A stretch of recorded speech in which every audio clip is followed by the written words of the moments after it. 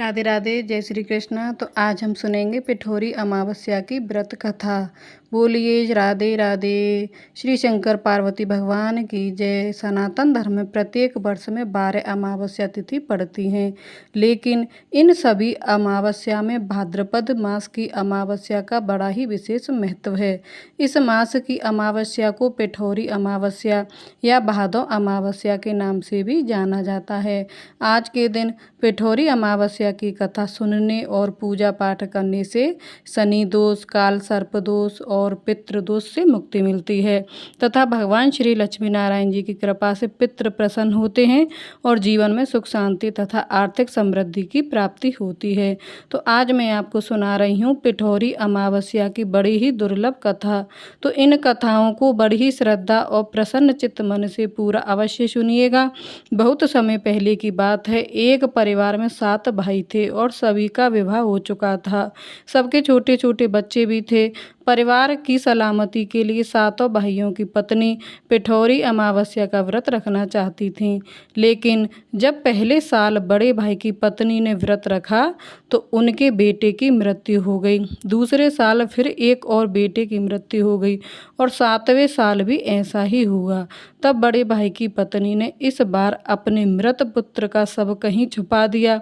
गांव की कुल देवी माँ पोलेराम्मा उस समय गांव के लोगों की रक्षा के लिए पहरा दे रही थीं। उन्होंने जब इस दुखी माँ को देखा तो वजह जानना चाही।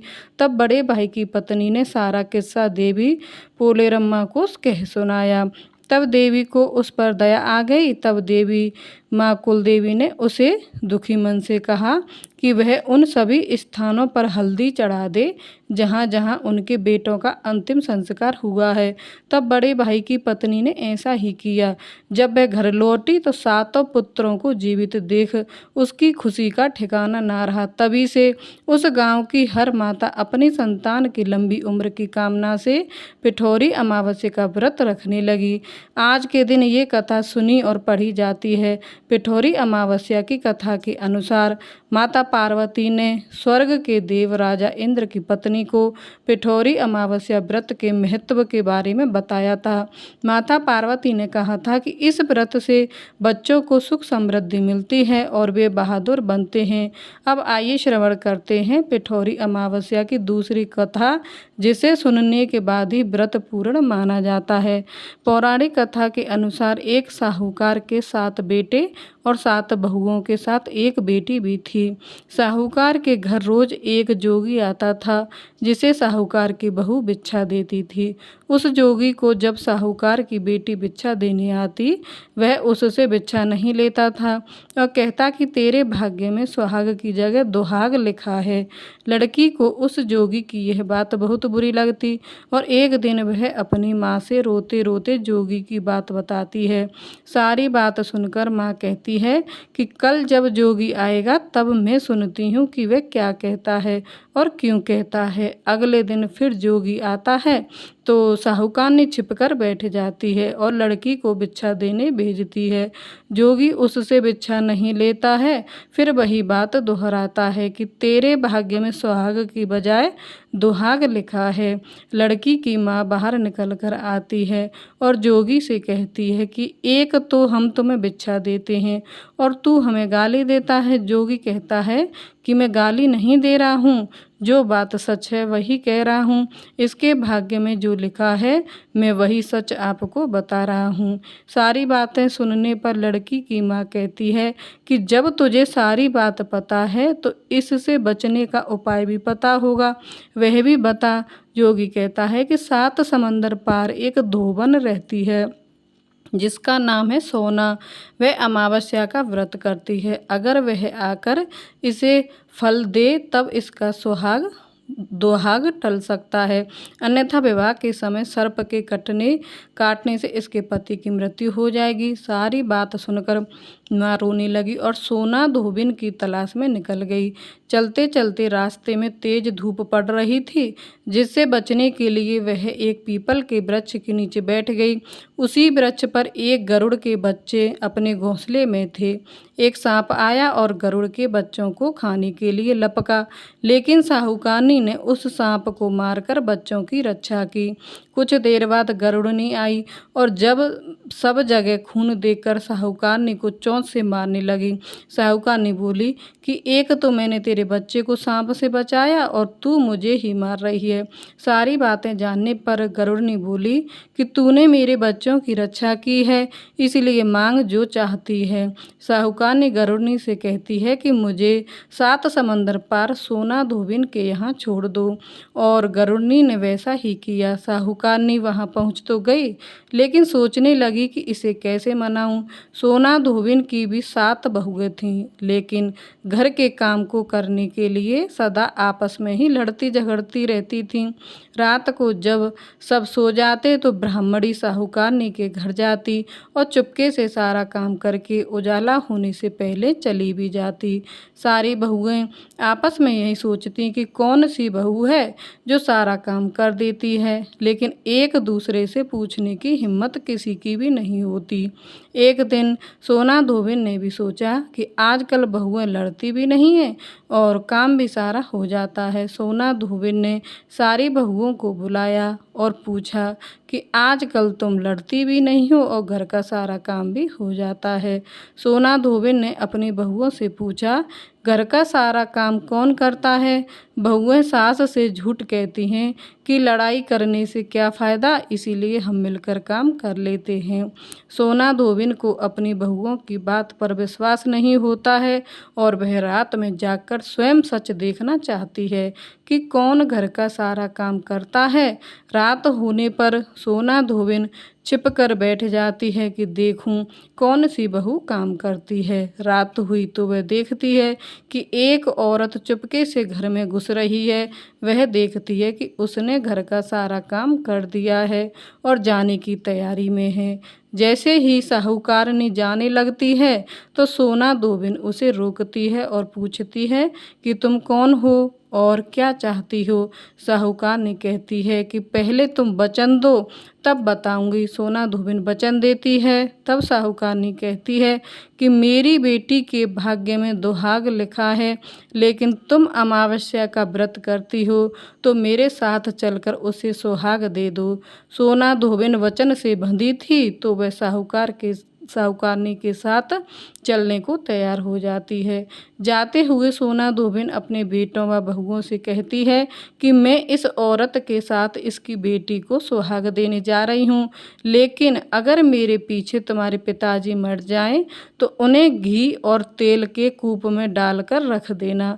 सोना धोबिन साहूकारनी के घर पहुँच जाती है। साहूकारनी अपनी बेटी का विवाह करती है तो फेरों के समय सोना धोबिन कच्चा करवा दूध तथा तार लेकर बैठ जाती है। कुछ समय बाद सांप आया और दूल्हे को डसने लगा तो सोना धोबिन ने करवा आगे कर तार से सांप को बांध दिया और सांप मर गया। अब सोना धोबिन ने लड़की को सुहाग दिया और कहा कि अब तक मैंने जितनी अमावस्या की हैं वह साहूकार की इस लड़की को मिलेगा। अब आगे जो अमावस्या मैं करूंगी उनका फल मेरे पति और मेरे बेटों को मिलेगा। सभी लोग अमावस्या माता की जय जयकार करने लगे। सोना धोबिन अपने घर वापस जाने को तैयार हुई तो साहूकारनी ने कहा, तुमने मेरे जमाई को जीवन दान दिया है, इसीलिए तुम जो चाहो वह मांग लो। सोना धोबिन बोली कि मुझे कुछ नहीं चाहिए और वह चली गई। रास्ते में चलते हुए फिर से अमावस्या आ गई। उसने पीपल के पेड़ के नीचे बैठकर कहानी कही, व्रत रखा और पीपल के पेड़ की 108 बार परिक्रमा की। पीपल के पेड़ की पूजा के बाद वह घर जाती है तो देखती है कि उसका पति मरा पड़ा है। अब रास्ते में जो अमावस्या उसने की थी उसका फल अपने पति को दे दिया, जिसके प्रभाव से वह पुनः जीवित हो गया।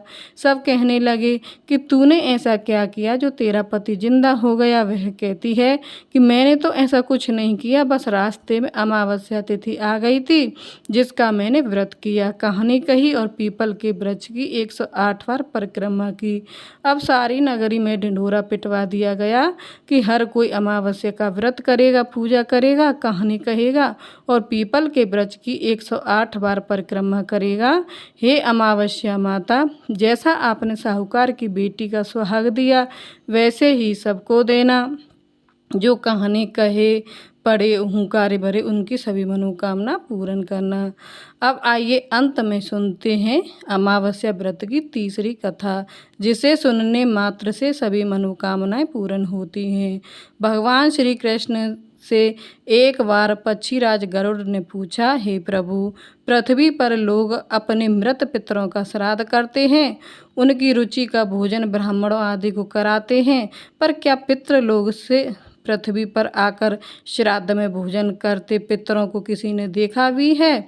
भगवान श्री कृष्ण ने कहा, हे गरुड़, तुम्हारी शंका का निवारण करने के लिए मैं देवी सीता के साथ हुई घटना सुनाता हूँ। सीता जी ने पुष्कर तीर्थ में अपने ससुर आदि 3 पितरों को श्राद्ध में निमंत्रित ब्राह्मणों के शरीर में देखा था।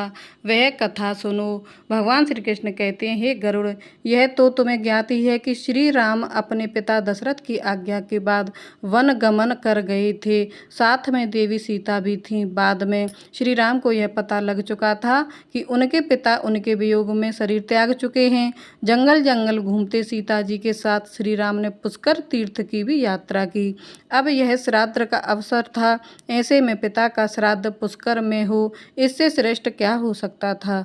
तीर्थ में पहुंचकर उन्होंने श्राद्ध की तैयारियां आरंभ की। श्री राम ने स्वयं ही विभिन्न शाक, फल एवं अन्य उचित खाद्य सामग्री एकत्रित किए। जानकी जी ने भोजन तैयार किया। उन्होंने एक पके हुए फल को सिद्ध करके श्री राम जी के सामने उपस्थित किया। श्री राम ने ऋषियों और ब्राह्मणों को सम्मान सहित आमंत्रित किया। श्राद्ध कर्म में दीक्षित श्री राम की आज्ञा से स्वयं दीक्षित होकर सीता जी ने उस धर्म का सम्यक और उचित पालन किया तथा सारी तैयारियां संपन्न हो गईं। अब श्राद्ध में आने वाले ऋषियों और ब्राह्मणों की प्रतीक्षा थी। उस समय सूर्य आकाश मंडल के मध्य पहुंच गए और कुतुब मुहूर्त यानी दिन का 8वां मुहूर्त अथवा दोपहर हो गई। श्री राम ने जिन ऋषियों को निमंत्रित किया था वे सभी आ गए थे। श्री राम ने सभी ऋषियों और ब्राह्मणों का स्वागत और आदर सत्कार किया तथा भोजन करने के लिए आग्रह किया। ऋषियों और ब्राह्मणों को भोजन हेतु आसन ग्रहण करने के बाद जानकी अन्न परोसने के लिए वहां आईं। उन्होंने कुछ भोजन बड़े ही भक्ति भाव से ऋषियों के समक्ष परोसा। थाली परोसी वे ब्राह्मणों के बीच भी गईं, पर अचानक ही जानकी भोजन करते ब्राह्मणों और ऋषियों के बीच से निकलीं और तुरंत वहां से दूर चली गईं। सीता जी लताओं के मध्य छिपकर जा बैठीं। यह क्रियाकलाप श्री राम देख रहे थे। सीता के इस कृत्य से श्री राम कुछ चकित हो गए और उन्होंने विचार किया कि ब्राह्मणों को बिना भोजन कराए साध्वी सीता लज्जा के कारण कहीं चली गई होंगी। सीता जी एकांत में जा बैठी हैं। फिर श्री राम जी ने सोचा, अचानक इस कार्य का क्या कारण हो सकता है। अभी यह जानने का समय नहीं। जानकी से इस बात को जानने से पहले मैं इन ब्राह्मणों को भोजन करा लूं, फिर उनसे बात कर कारण समझूंगा। ऐसा विचार कर श्री राम ने स्वयं उन ब्राह्मणों को भोजन कराया। भोजन के बाद ऋषियों को विदा करते समय श्री राम के मस्तिष्क में यह बात रह रहकर कौंध रही थी कि सीता ने ऐसा अप्रत्याशित व्यवहार क्यों किया। उन ब्राह्मणों के चले जाने पर श्री राम ने अपनी प्रियतमा सीता जी से पूछा, ब्राह्मणों को देखकर तुम लताओं की ओट में क्यों छिप गई थी? यह उचित नहीं जान पड़ा। इससे ऋषियों के भोजन में व्यवधान हो सकता था, वे कुपित भी हो सकते थे। श्री राम बोले, हे सीते, तुम्हें तो ज्ञात है कि ऋषियों और ब्राह्मणों को पितरों के प्रतीक माना जाता है। ऐसे में तुमने ऐसा क्यों किया? इसका कारण जानने की इच्छा है मुझे, अविलंब बताओ। श्री राम के ऐसा कहने पर सीता जी मुंह नीचे कर सामने खड़ी हो गईं और अपने नेत्रों से आंसू बहाती हुई बोली, हे नाथ, मैंने यहाँ जिस प्रकार का आश्चर्य देखा है उसे आप सुने। इस श्राद्ध में उपस्थित ब्राह्मणों की अगली पांत में मैंने 2 महापुरुषों को देखा जो राजा जैसे प्रतीत हो रहे थे। ऋषियों ब्राह्मणों के बीच सजे धजे राजा महाराजा जैसे महापुरुषों को देख मैं अचरज में थी। तभी मैंने आपके पिताश्री के भी दर्शन किए, वह भी सभी तरह के राजसी वस्त्रों और आभूषणों से सुशोभित थे। आपके पिता को देखकर मैं बिना बताए एकांत में चली आई थी। मुझे न केवल लज्जा का बोध हुआ, वरन मेरे विचार में कुछ और भी आया। तभी निर्णय लिया, हे प्रभु, पेड़ों की छाल, वल्कल और मृग चर्म धारण करके मैं अपने ससुर के सम्मुख कैसे जा सकती थी। मैं आपसे यह सत्य ही कह रही हूँ, अपने हाथ से राजा को मैं वह भोजन कैसे दे सकती थी, जिसके दासों के भी दास कभी वैसा भोजन नहीं करते। मिट्टी और पत्तों आदि से बने पात्रों में उस अन्न को रखकर मैं उन्हें कैसे देती। मैं तो वही हूँ जो पहले सभी प्रकार के आभूषणों से सुशोभित रहती थी, और आपके पिताश्री मुझे वैसी स्थिति में देख चुके थे। आज मैं इस अवस्था में उनके सामने कैसे जाती, इससे उनके मन को भी क्षोभ होता। मैं उनको क्षोभ में कैसे देख सकती थी, क्या यह कहीं से उचित होता। इन सब कारणों से हुई लज्जा के कारण मैं वापस हो गई और किसी की दृष्टि ना पड़े इसलिए सघन लताओं में आ बैठी। गरुण जी बोले, हे भगवान, आपकी इस कथा से मेरी शंका का उचित निवारण हो गया कि श्राद्ध में पितृगण साक्षात प्रकट होते हैं और वे श्राद्ध का भोजन करने वाले ब्राह्मणों में उपस्थित रहते हैं। पौराणिक कथा के अनुसार एक गांव में सास और बहू अकेले रहते थे। उनका बेटा विदेश में कमाने के लिए गया हुआ था। सास और बहू बहुत प्रेम से रहती थीं और दोनों एक दूसरे की देखभाल भी करती थी। एक दिन बहू ने खाना नहीं खाया, तब सास बहू से पूछने लगी कि बेटा, आज तुमने खाना क्यों नहीं खाया। तब बहू कहने लगी, सासू माँ, आज मेरा अमावस माता का व्रत है, इसीलिए मैंने खाना नहीं खाया।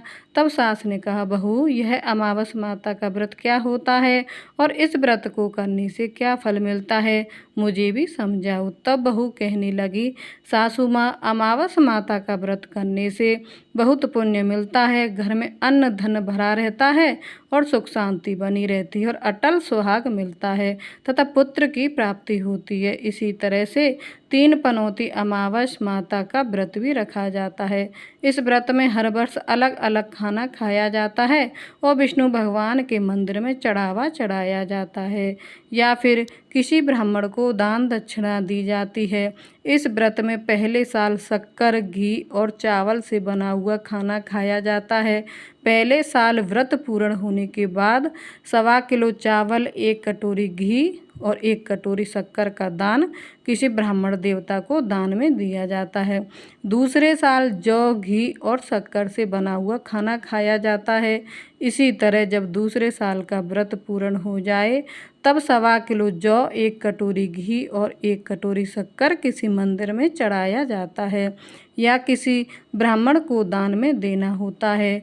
तीसरे साल गुड़, तिल और घी से बने व्यंजन खाने चाहिए।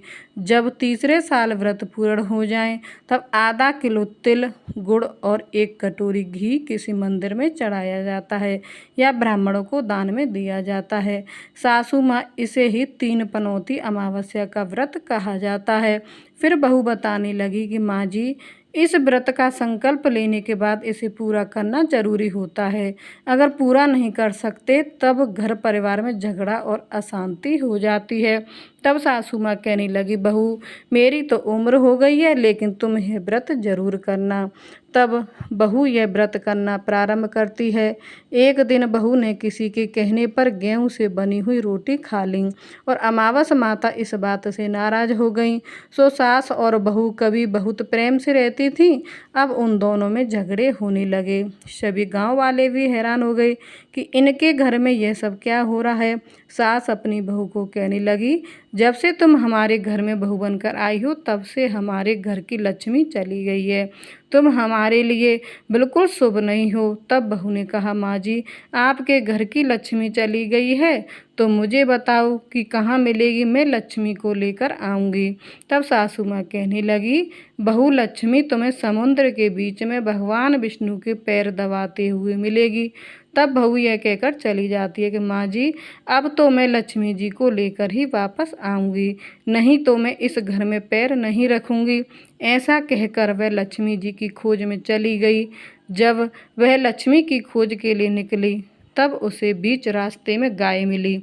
गाय बहू से पूछने लगी, आप कहाँ जा रही हैं?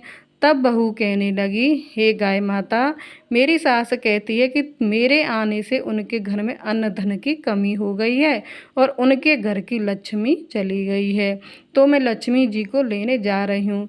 तब गाय माता कहने लगी, हे बेटी, अगर तुम जा ही रही हो तो भगवान से मेरे बारे में भी पूछ लेना। तब बहू कहने लगी, ठीक है गाय माता, मैं आपके बारे में भी पूछ लूँगी। तब गाय माता कहने लगी, जब मेरा बछड़ा होता है तो वह मर जाता है, जिंदा नहीं रहता। तुम लक्ष्मी जी से पूछ लेना कि आखिरकार मेरे साथ ऐसा क्यों हो रहा है, मैंने ऐसे कौन से कर्म किए हैं जिसकी सज़ा मुझे मिल रही है। तब बहू कहने लगी, गाय माता, मैं आपके बारे में ज़रूर पूछ लूँगी। ऐसा कहकर बहू आगे बढ़ गई। तब आगे बढ़ी तब रास्ते में उसे घोड़ी मिली जिसके गले में घंटी बंधी हुई थी। घोड़ी ने भी कहा, बेटी तुम मेरे दुख का निवारण लक्ष्मी जी से पूछ लेना। तब बहू कहने लगी, मैं ज़रूर पूछ लूँगी। ऐसा कहकर बहू आगे बढ़ गई। आगे जाते ही बहू को एक अंधा और एक बहरा बुजुर्ग मिला। उसने भी बहू से अपनी समस्या के निवारण के लिए पूछने को कह दिया। तब बहू उसकी समस्या भी भगवान से पूछने का कहकर आगे बढ़ गई। आगे जाते ही बहू को एक बूढ़ी औरत मिली जो कि हाथ और पैर से अपाहिज थी। उसने भी बहू से कहा, बेटी जब तुम भगवान से मिलो तो उनसे पूछना कि आखिरकार मैं अपाहिज क्यों हुई, मैंने ऐसे कौन से कर्म किए थे। तब बहू उसकी समस्या पूछने के लिए तैयार हो गई और फिर आगे बढ़ गई। आगे जाते जाते बहू बहुत थक गई और एक आम के पेड़ के नीचे बैठ गई। आम का पेड़ बड़ा खुश होकर बहू से पूछने लगा, बेटी तुम कहाँ से आई हो और कहाँ जा रही हो। तब बहू कहने लगी, मैं लक्ष्मी जी को लेने जा रही हूँ। तब पेड़ भी अपनी समस्या भगवान से पूछने के लिए कहने लगा, मेरे पेड़ पर लगे हुए आम खट्टे ही क्यों होते हैं, इस बारे में बहू रानी भगवान से ज़रूर पूछ लेना।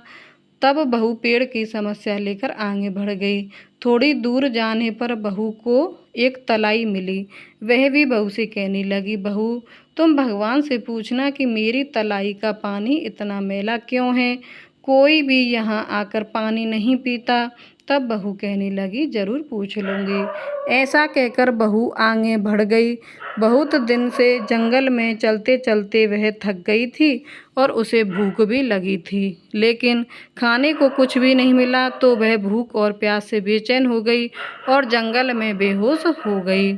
उसी समय भगवान श्री हरि और माता लक्ष्मी घूमते हुए उधर जा रहे थे। तब माता लक्ष्मी विष्णु भगवान से कहने लगी, हे नाथ, यह तो आपकी बहुत बड़ी भक्त है, आप इसके दुख का निवारण कीजिए। तब भगवान श्री हरि कहते हैं, इस संसार में तो बहुत से जीव दुखी हैं, सभी अपने अपने कर्मों का फल भोग रहे हैं, मैं किस किस के दुख का निवारण करूं। तब माता लक्ष्मी भगवान श्री हरि से विनती करने लगीं, कहने लगीं कि वह बहुत भूखी प्यासी है, अगर ऐसे इस जंगल में छोड़ दिया जाए तो जंगल के जानवर इसे खा डालेंगे। माता लक्ष्मी की बात सुनकर भगवान श्री हरि एक साधु का वेश धारण कर बहू के पास गए और उसे होश में लेकर आए।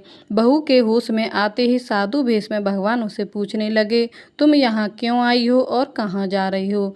तब बहू ने सारी बात बता दी। उसकी बात सुनकर भगवान श्री हरि और माता लक्ष्मी प्रकट हो गए और उनके साथ साथ अमावस माता भी प्रकट हो गईं।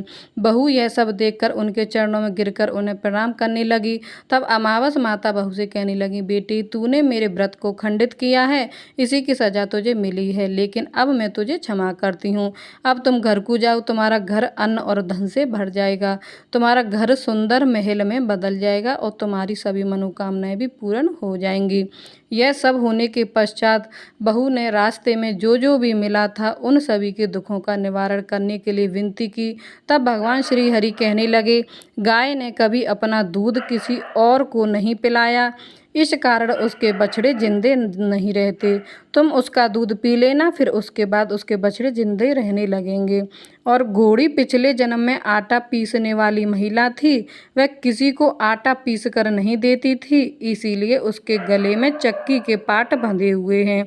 तुम उसके पाट खोल देना, वह बिल्कुल ठीक हो जाएगी। और वह बुजुर्ग कभी भगवान के मंदिर नहीं गया था, ना ही कभी उसने भगवान के भजन सुने। तुम उसे ले जाकर मंदिर में दर्शन करवा देना, इससे वह ठीक हो जाएगा।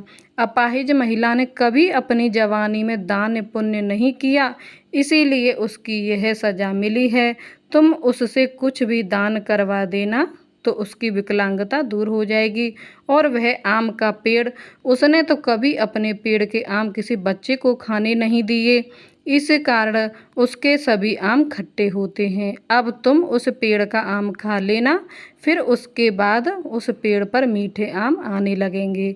और तलाई का पानी, पिछले जन्म में देवरानी जेठानी थी, वह हमेशा आपस में झगड़ा करती रहती थी, इसीलिए उसका पानी मैला है।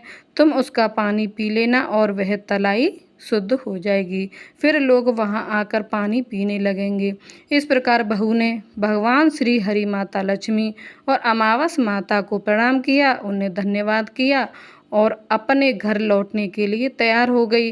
रास्ते में उसे जो जो भी मिला उनकी सभी समस्या भगवान के कहे अनुसार वह दूर करती चली गई। सभी ने उसे भर भर के आशीर्वाद दिया। घर पहुंचते ही उसका टूटा फूटा घर एक सुंदर महल में बदल गया। उसके घर में अन्न और धन के भंडारे भर गए। अब बहू ने सासू माँ से कहा, सासू माँ, आपने तो सच में कहा था कि मैं आपके लिए शुभ नहीं हूँ। मेरे जाने से ही आपके घर में लक्ष्मी आई है, अब आप यहाँ रहे, मैं मरने जा रही हूँ।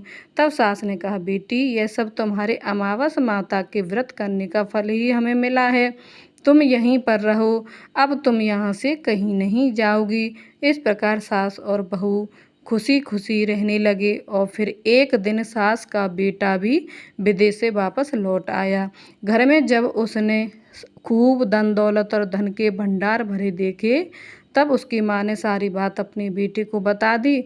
इस प्रकार वह लोग खुशी खुशी रहने लगे और तीनों मिलकर अमावस माता के व्रत को रखने लगे। बोलिए अमावस माता की जय। हे अमावस माता, इस कथा को कहने, सुनने और हुंकारा भरने वाले सभी भक्तों के घर में अन्न धन के भंडारे भरना, सभी की रक्षा करना और सभी की मनोकामनाएं पूर्ण करना। बोली अमावस माता की जय, विष्णुदेव भगवान की जय, लक्ष्मी मैया की जय। अगर वीडियो पसंद आई हो तो हमारे चैनल को सब्सक्राइब कर लेना, बेल आइकन को प्रेस कर देना, ताकि आने वाली पूजा पाठ व्रत त्यौहार की वीडियो आपको सबसे पहले मिल सके। तो चलिए आगे की वीडियो में आपसे फिर मिलते हैं, तब तक के लिए राधे राधे, जय श्री कृष्णा।